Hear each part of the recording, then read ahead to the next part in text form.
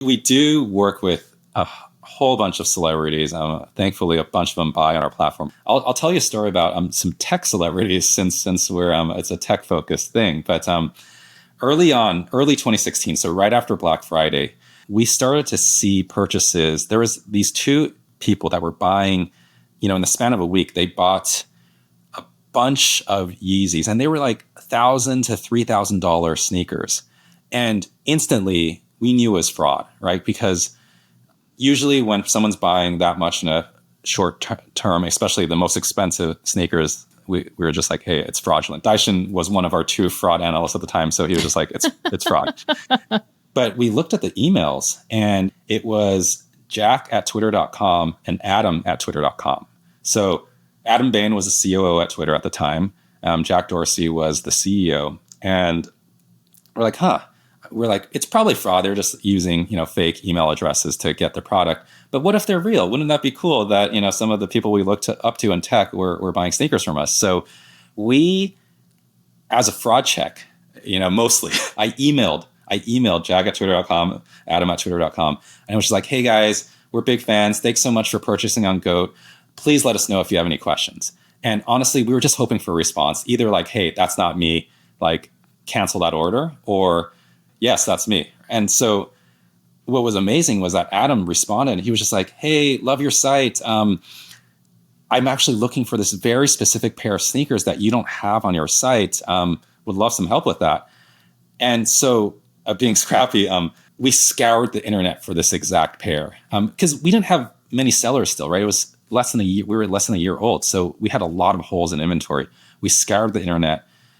We bought this exact pair. And again, it was expensive. We didn't have much money left, but like, we were just like, please, Adam, we're going to, like in the back of our heads, we're like, we're going to buy this shoe. We're going to list it on our site. We hope you buy.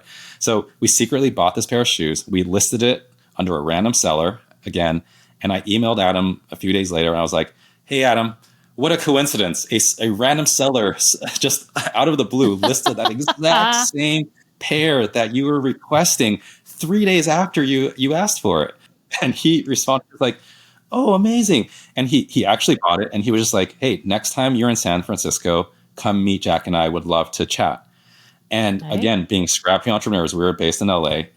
Daishin and I made up a trip. We were just like, hey, again, what a coincidence. We're going to be in San Francisco next week. We can hand deliver these sneakers to you, because we actually didn't want to ship them because they were kind of expensive. And so we were just like, we're going to hand deliver these sneakers to you. And he was like, okay, cool. He didn't think anything of it. And so we went to Twitter. We met the crew. We delivered his sneakers. He said how much he loved the site. He was actually having a competition with Jack on who could wear like the most stylish sneakers. And that's why they were buying a bunch of sneakers. And so I never told Adam that story.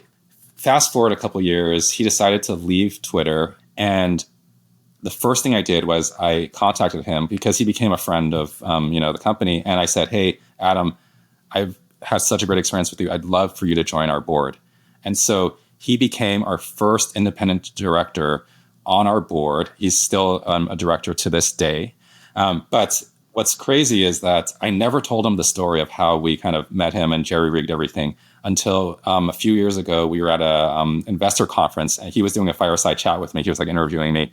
And I told the story about what we did on stage at the conference, and he was like laughing and blown away. He was like, I can't believe you guys did that. So I love that story, and I love that he didn't know about it for years. And that just shows sort of what founders, the moves they have to make sometimes, and really go the extra mile.